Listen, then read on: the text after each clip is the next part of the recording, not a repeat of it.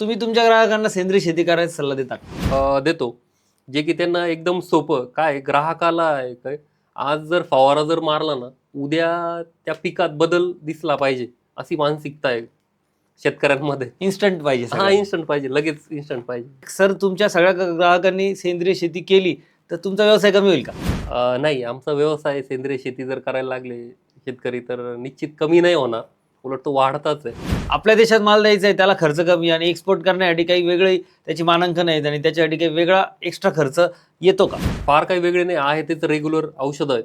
पण जे त्याचे PHI आहे, त्याचा रेसिड्यू आहे, तो किती दिवसाचा आहे, हे बघून त्याची फवारणी घेतली पाहिजे.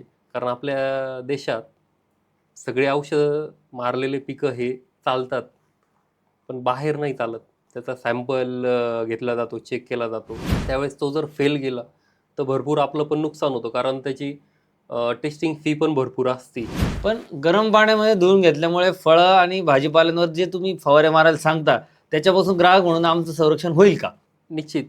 त्या तुम्ही एक 4-5 दिवस जरी तुम्ही आणून फ्रीजमध्ये ठेवल्या किंवा इतर एखाद्या कपड्यात रॅप करून जरी ठेवल्या, तरी त्याचा PHI वगैरे कमी होतो.